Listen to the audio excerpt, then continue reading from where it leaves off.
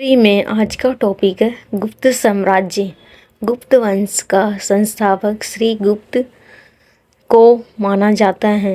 मतलब कि गुप्त वंश का संस्थापक श्री गुप्त को माना जाता है, जिसने 240 से 280 तक शासन किया।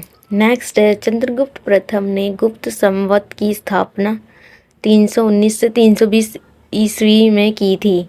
नेक्स्ट है चंद्रगुप्त प्रथम के पश्चात उसका पुत्र समुद्रगुप्त शासक बना। मतलब कि चंद्रगुप्त प्रथम के बाद उसका पुत्र समुद्रगुप्त शासक बना। उसने स्वयं को लिच्छवी दोहित्र कहा।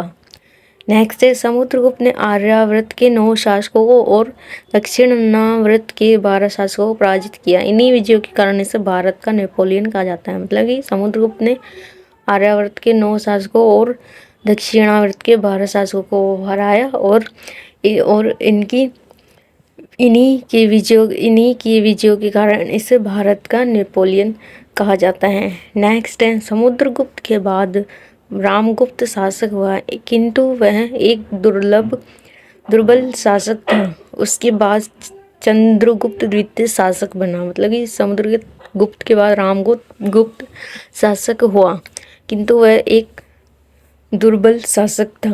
और उसके बाद चंद्रगुप्त द्वितीय शासक बना। नेक्स्ट है चंद्रगुप्त द्वितीय ने वैवाहिक संबंधों और युद्ध विजय दोनों प्रकार से गुप्त साम्राज्य का अत्यधिक विस्तार किया। मतलब कि चंद्रगुप्त द्वितीय ने 300 से 412 ईस्वी तक वैवाहिक संबंधों और युद्ध विजय दोनों प्रकार के गुप्त साम्राज्यों का विस्तार किया।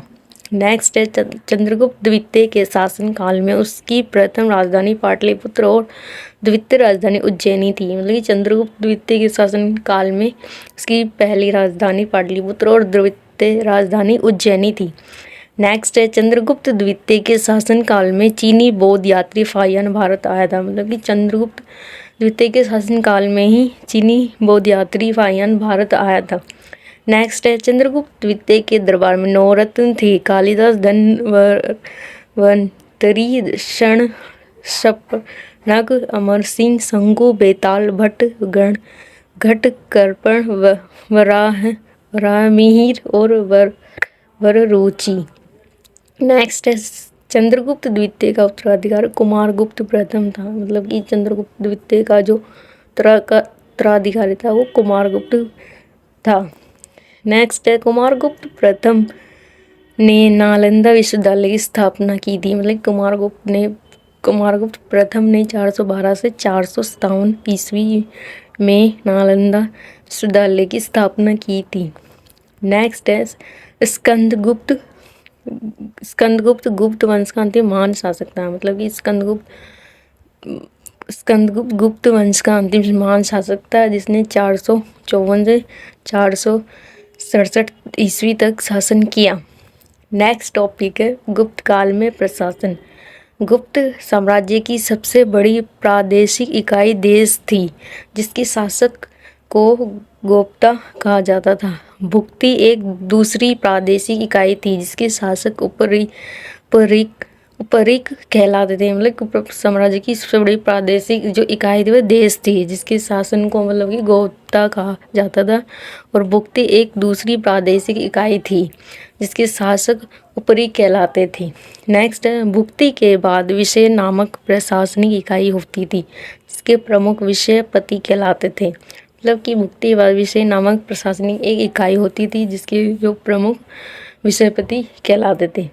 नेक्स्ट है पुलिस विभाग का मुख्य अधिकारी दंडपाशी कहलाता था। नेक्स्ट है कालिदास, हरिसेन, वीरसेन, विशाखदत्त आदि इस युद्ध के प्रसिद्ध विद्वान थे। बौद्ध विद्वानों में असंग, वसुबंधु, द्विनाग तथा धर्मपाल आदि प्रमुख थे।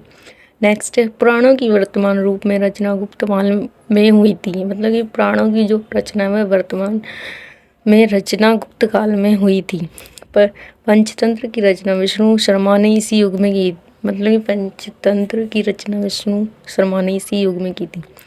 नेक्स्ट है प्रशासन की सबसे छोटी इकाई ग्राम थी। ग्राम का प्रशासन ग्राम सभा द्वारा संचालित होता था।